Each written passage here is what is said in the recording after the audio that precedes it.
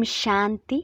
12 सितंबर 2021 बाबा के महावाक्य। याद में रमणीकता लाने की युक्तियाँ। आज विधाता वरदाता बाप दादा अपने मास्टर विधाता वरदाता बच्चों को देख रहे हैं। हर एक बच्चा विधाता भी बने हो तो वरदाता भी बने हो। साथ साथ बाप दादा देख रहे थे कि बच्चों का मर्तबा कितना महान है। इस संगम युग के ब्राह्मण जीवन का कितना महत्व है। विधाता वरदाता के साथ विधि विधाता भी आप ब्राह्मण हो। आपकी हर विधि सतयुग में कैसे परिवर्तित होती है वह पहले सुनाया है।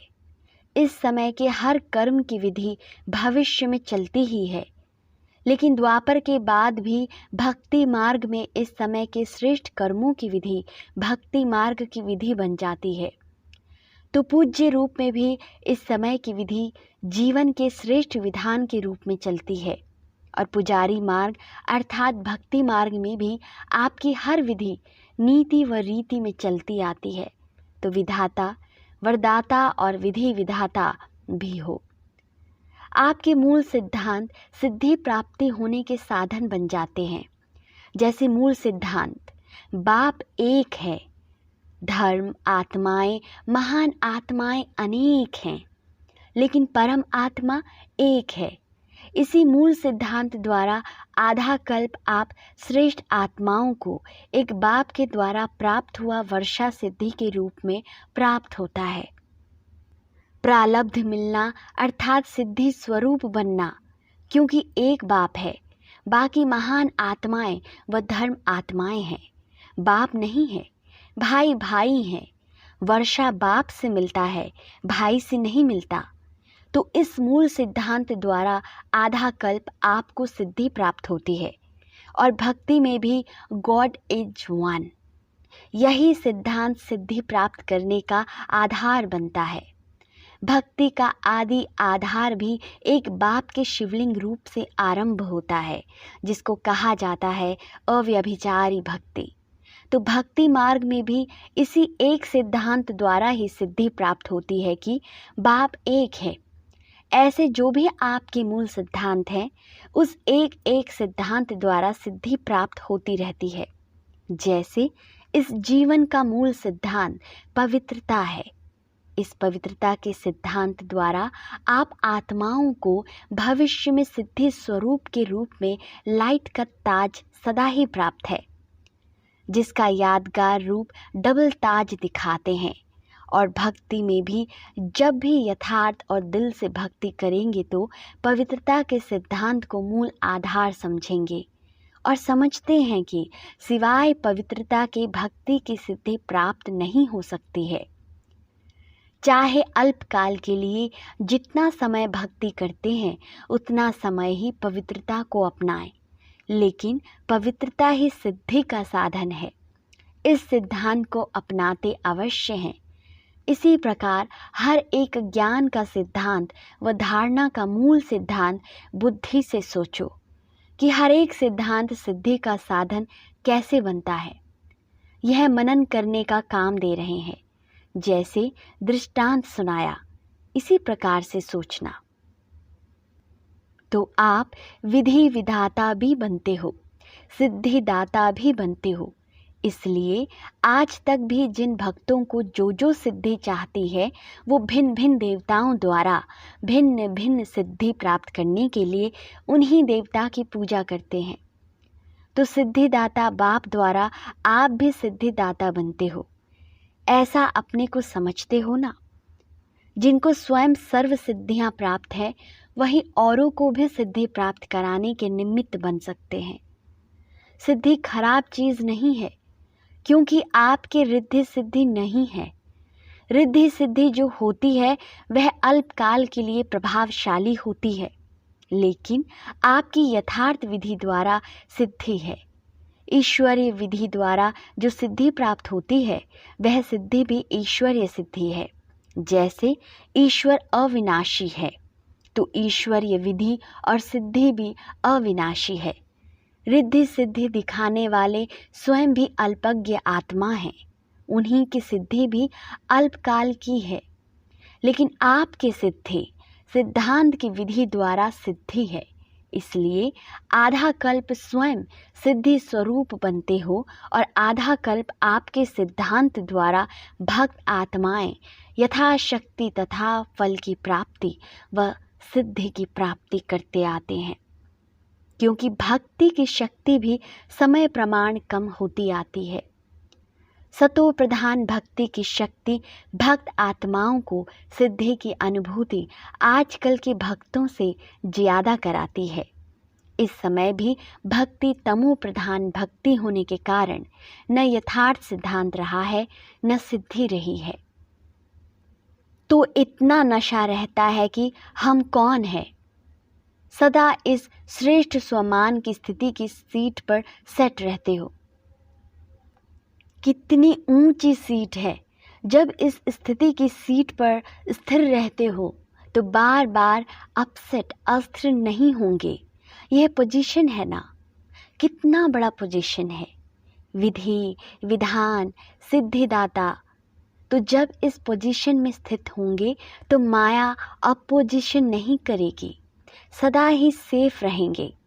अपसेट होने का कारण ही यह है कि अपनी श्रेष्ठ स्थिति की सीट से साधारण स्थिति में आ जाते हो। याद में रहना व सेवा करना एक साधारण दिनचर्या बन जाती है, लेकिन याद में भी बैठते हो तो अपने कोई न कोई श्रेष्ठ सम्मान की सीट पर बैठो। सिर्फ ऐसे नहीं कि याद के स्थान पर, चाहे योग के कमरे में चाहे बाबा के कमरे में बिस्तर से उठकर बैठ गए, वह सारे दिन भी जाकर बैठ गए। लेकिन जैसे शरीर को योग्य स्थान देते हो, वैसे पहले बुद्धि की स्थिति को स्थान दो।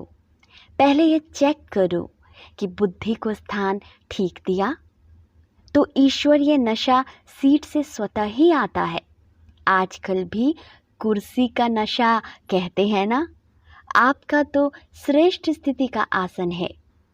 कभी मास्टर बीज रूप की स्थिति के आसन पर सीट पर सेट हो, कभी अव्यक्त फरिश्ते की सीट पर सेट हो, कभी विश्व कल्याणकारी स्थिति की सीट पर सेट हो।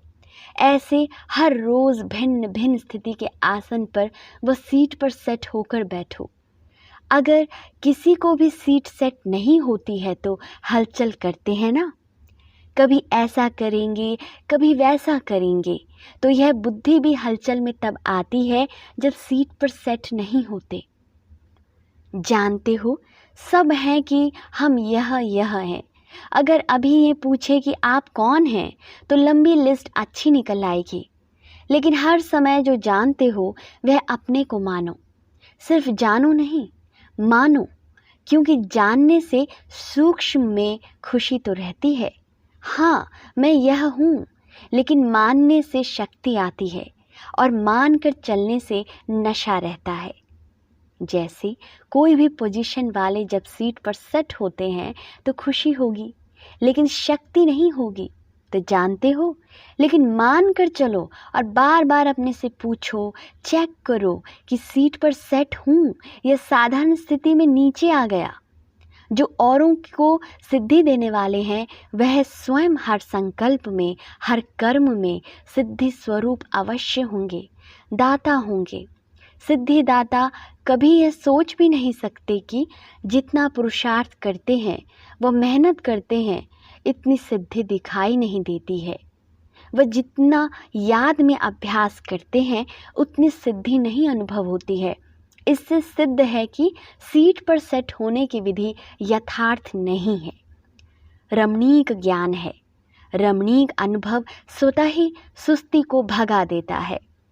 यह तो कई कहते हैं ना, वैसे नींद नहीं आएगी, लेकिन योग में नींद अवश्य आएगी।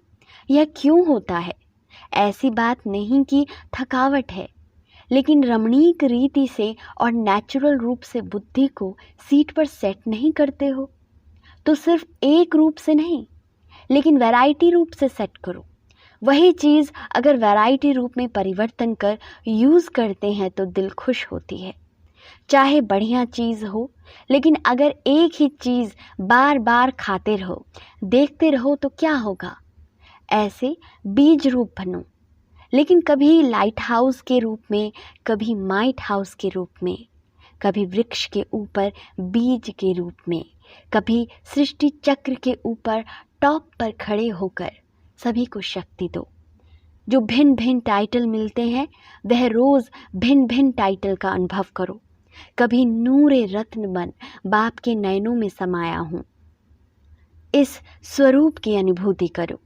कभी मस्तक मणि बन, कभी तख्त नशीन बन, भिन्न भिन्न स्वरूपों का अनुभव करो। वैरायटी करो तो रमणीकता आएगी। बाप दादा रोज़ मुरली में भिन्न भिन्न टाइटल देते हैं। क्यों देते हैं? उसी सीट पर सेट हो जाओ और सिर्फ बीच बीच में चेक करो। पहले भी सुनाया था कि यह भूल जाते हो।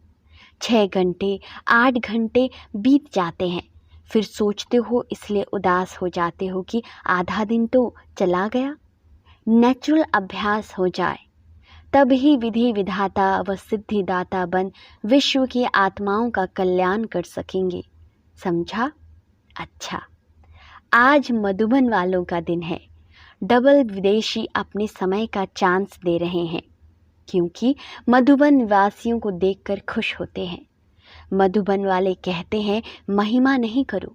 महिमा बहुत सुनी है, महिमा सुनते ही महान बन रहे हैं, क्योंकि यह महिमा ही ढाल बन जाती है। जैसे युद्ध में सेफ्टी का साधन ढाल होती है ना, तो यह महिमा भी स्मृति दिलाती है कि हम कितने महान हैं। मधुबन सिर्फ मधुबन नहीं है, लेकिन मधुबन है विश्व की स्टेज। मधुबन में रहना अर्थात विश्व की स्टेज पर रहना। तो जो स्टेज पर रहता है वह कितना अटेंशन में रहता है। साधारण रीति से कोई किसी भी स्थान पर रहता है तो इतना अटेंशन नहीं रहता है, लेकिन जब स्टेज पर आएगा तो हर समय हर कर्म पर इतना ही अटेंशन होगा। तो मधुबन विश्व की स्टेज है, चारों ओर की नज़र मधुबन के ऊपर ही है। वैसे भी सबका अटेंशन स्टेज की तरफ जाता है ना, तो मधुबन निवासी सदा विश्व की स्टेज पर स्थित हैं। साथ साथ मधुबन एक विचित्र गुंबज है, और गुंबज जो होते हैं उसका आवाज़ अपने तक आता है। लेकिन मधुबन ऐसा विचित्र गुंबज है जो मधुबन का जरा सा आवाज़ विश्व तक चला जाता है। जैसे आजकल के पुराने ज़माने के कई ऐसे स्थान निशानी मात्र हैं, जो एक दीवार को अगर ऐसे हाथ लगाएंगे व आवाज़ करेंगे तो 10 दीवारों में वह आवाज़ आएगा और ऐसे ही सुनाई देगा जैसे इस दीवार को कोई हिला रहा है या आवाज़ कर रहा है। तो मधुबन ऐसा विचित्र गुंबज है जो मधुबन का आवाज़ सिर्फ मधुबन तक नहीं रहने देता, लेकिन चारों ओर फैला देता है। ऐसे फैलता है जो मधुबन में रहने वालों को पता भी नहीं होगा, लेकिन विचित्रता है ना, इसलिए बाहर पहुंच जाता है। इसलिए ऐसे नहीं समझो कि यहाँ देखा या यहाँ बोला, लेकिन विश्व तक आवाज़ हवा की रफ्तार से पहुंच जाता है, क्योंकि सबकी नज़रों में, बुद्धि में सदा मधुबन और मधुबन का बाप दादा ही रहता है। तो जब मधुबन का बाप नज़रों में रहता है तो मधुबन भी आएगा ना। मधुबन का बाबा है तो मधुबन तो आएगा ना। और मधुबन में सिर्फ बाबा तो नहीं है, बच्चे भी हैं। तो मधुबन वासी स्वतः ही सबकी नज़रों में आ जाते हैं। कोई भी ब्राह्मण से पूछो, चाहे कितना भी दूर रहता हो, लेकिन क्या याद रहता है? मधुबन और मधुबन का बाबा। तो इतना महत्व है मधुबन वासियों का। समझा? अच्छा, चारों ओर के सर्व सेवा के उमंग उत्साह में रहने वाले, सदा एक बाप के स्नेह में समाये हुए, सदा हर कर्म में श्रेष्ठ विधि द्वारा सिद्धि को अनुभव करने वाले, सदा स्वयं को विश्व के कल्याणकारी अनुभव कर हर संकल्प से, बोल से श्रेष्ठ कल्याण की भावना और श्रेष्ठ कामना से सेवा में बिजी रहने वाले, ऐसे बाप समान सदा अथक सेवाधारी बच्चों को बाप दादा का याद, प्यार और नमस्ते। हम रूहानी बच्चों की रूहानी बाप दादा को याद, प्यार, गुड मॉर्निंग और नमस्ते बाबा, नमस्ते, शुक्रिया बाबा, शुक्रिया। पर्सनल मुलाकात। पहला, स्वयं को कर्मयोगी श्रेष्ठ आत्मा अनुभव करते हो। कर्मयोगी आत्मा सदा कर्म का प्रत्यक्ष फल स्वतः ही अनुभव करती है। प्रत्यक्ष फल खुशी और शक्ति। तो कर्मयोगी आत्मा अर्थात प्रत्यक्ष फल खुशी और शक्ति अनुभव करने वाले बाप सदा बच्चों को प्रत्यक्ष फल प्राप्त कराने वाले हैं। अभी अभी कर्म किया, कर्म करते खुशी और शक्ति का अनुभव किया, तो ऐसे कर्मयोगी आत्मा हूँ। इसी स्मृति से आगे बढ़ते रहो। दूसरा, बेहद की सेवा करने से बेहद की खुशी का स्वतः ही अनुभव होता है ना। बेहद का बाप बेहद का अधिकारी बनाते हैं। बेहद सेवा का फल बेहद का राज्य भाग्य स्वतः ही प्राप्त होता है। जब बेहद की स्थिति में स्थित होकर सेवा करते हो तो जिन आत्माओं के निमित्त बनते हो उनकी दुआएं स्वतः आत्मा में शक्ति और खुशी की अनुभूति कराती है। एक स्थान पर बैठे भी बेहद सेवा का फल मिल रहा है। इस बेहद के नशे से बेहद का खाता जमा करते आगे बढ़ते चलो। वरदान। सेकंड में देह रूपी चोले से न्यारा बन कर्म भोग पर विजय प्राप्त करने वाले सर्वशक्ति संपन्न भव। जब कर्म भोग का जोर होता है, कर्मेंद्रियां कर्म भोग के वश अपनी तरफ आकर्षित करती हैं, अर्थात जिस समय बहुत दर्द हो रहा हो, ऐसे समय पर कर्म भोग को कर्म योग में परिवर्तन करने वाले साक्षी हो कर्मेंद्रियों से भोगवाने वाले ही सर्वशक्ति संपन्न अष्ट रत्न विजयी कहलाते हैं।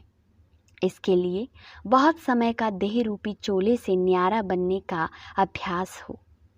यह वस्त्र दुनिया की व माया की आकर्षण में टाइट अर्थात खींचा हुआ न हो, तब सहज उतरेगा। स्लोगन। सर्व का मान प्राप्त करने के लिए निर्माणचित बनो। निर्माणता महानता की निशानी है। मेरे मीठे मीठे भाई और बहनों, आप इस YouTube चैनल को सब्सक्राइब कर लीजिए ताकि डेली प्रातः मुरली सुनने के लिए रोजाना सर्च ना करना पड़े। ओम शांति।